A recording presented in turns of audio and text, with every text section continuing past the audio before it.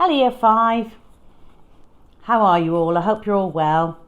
We're well here, keeping ourselves busy, enjoying managing to get out for a walk each day. That is a real treat after so many weeks being stuck inside. Hope you're all managing to get out and get some fresh air and sunshine and a bit of exercise too. And I hope you're managing to keep yourselves entertained and busy in the times you're at home. I'm sure you've got lots of schoolwork to do, and I hope you're doing a bit of reading. That would make me very happy. Rusty's decided not to dress up today, haven't you? He just wants lots of cuddles today, don't you, darling? He's just very cuddly today for some reason. So he's just going to cuddle in now and listen to our story.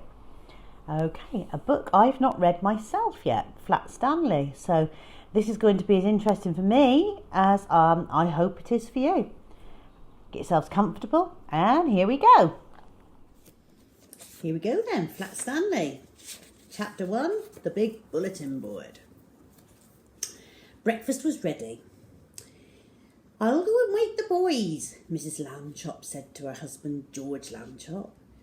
Just then their younger son Arthur called from the bedroom he shared with his brother Stanley. "Hey, come and look, hey!"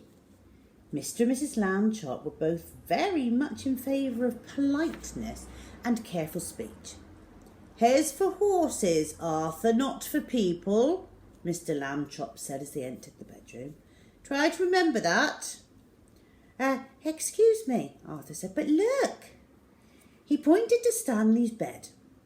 Across it lay the enormous bulletin board that Mr. Lambchop had given to the boys a Christmas ago, so that they could pin pictures and messages and maps and things. It had fallen during the night on top of Stanley.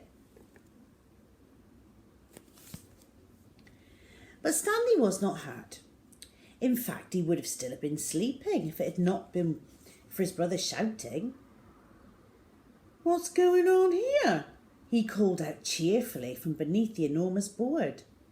Mr. and Mrs. Lambchop hurried to lift it from the bed. "Heavens!" said Mrs. Lambchop.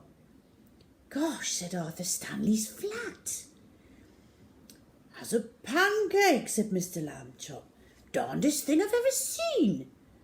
"Well, let's all have breakfast," said Mrs. Lambchop, "and then Stanley and I will go and see Dr. Dan and hear what he has to say."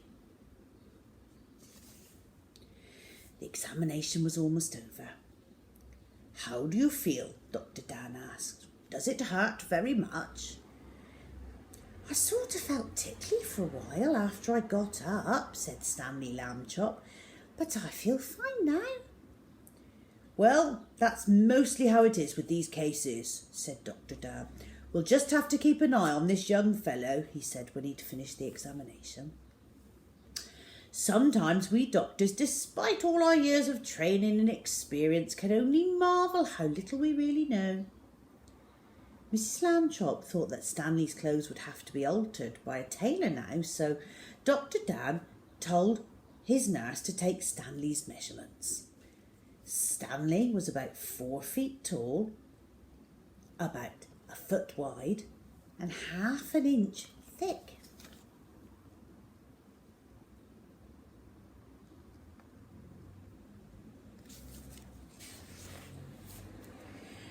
When Stanley got used to being flat, he enjoyed it.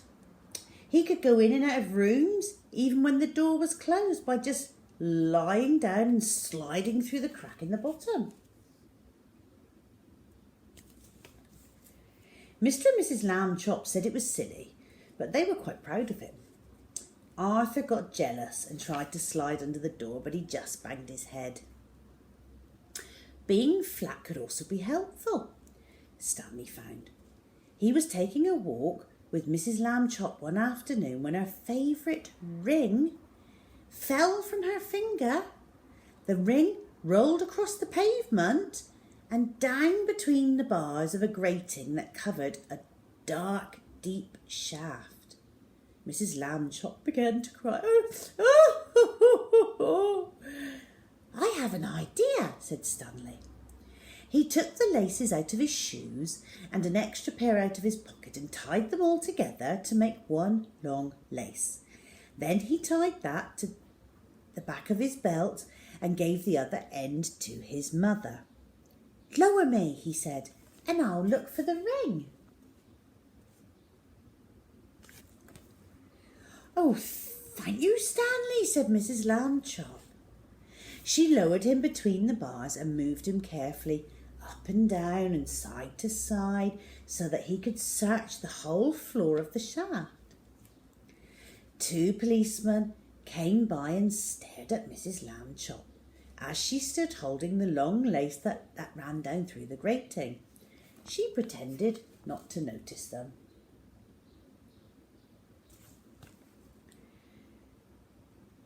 "What's the matter, lady?" the first policeman asked. "Is your yo-yo stuck?" "I'm not playing with a yo-yo," Mrs. Lambchop said sharply. "My son is at the other end of this lace, if you must know." "Get the net, Harry," said the second policeman. "We've just caught a cuckoo." Just then down the shaft, Stanley cried out, "Hooray!" Mrs. Lambchop pulled him up and saw that he had the ring.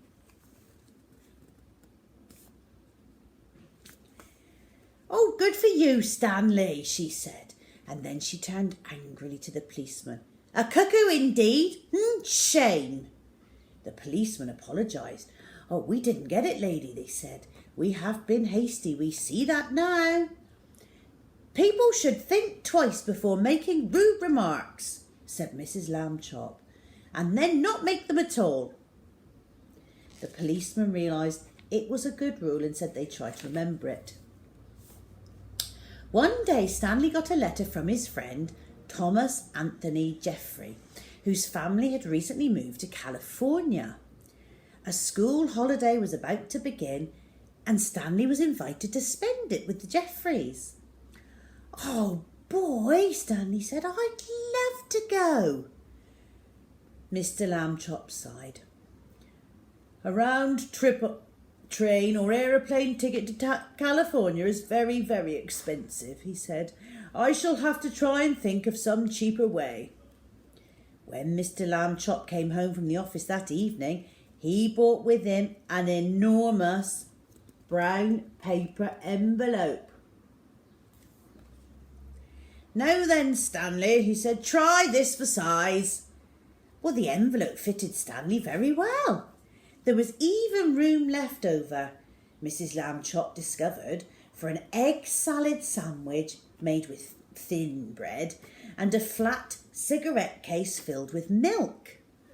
They had to put a great many stamps on the envelope to pay for both airmail and insurance, but it was still much less expensive than a train or an aeroplane ticket to California.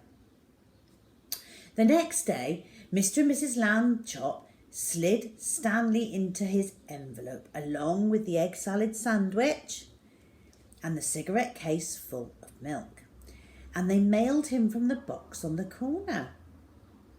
The envelope had to be folded to fit through the slot, but Stanley was a limber boy, and inside the box he straightened up again.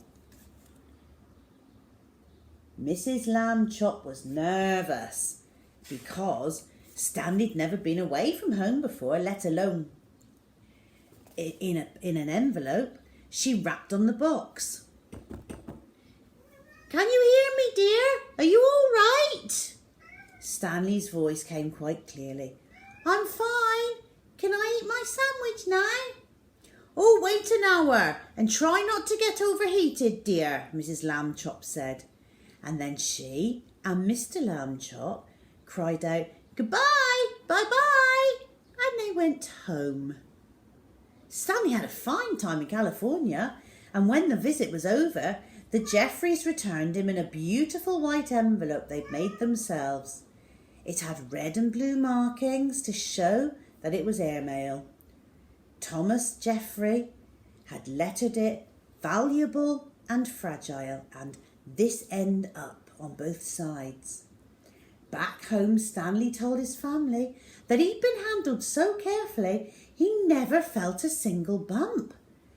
Mr. Lamb Chop said it proved that jet planes were wonderful, and so was the post office department. And this was a great age in which to live. Stanley thought so too. I'm going to click off there. If you click straight onto part 2, we'll read some more Adventures with Flat Stanley.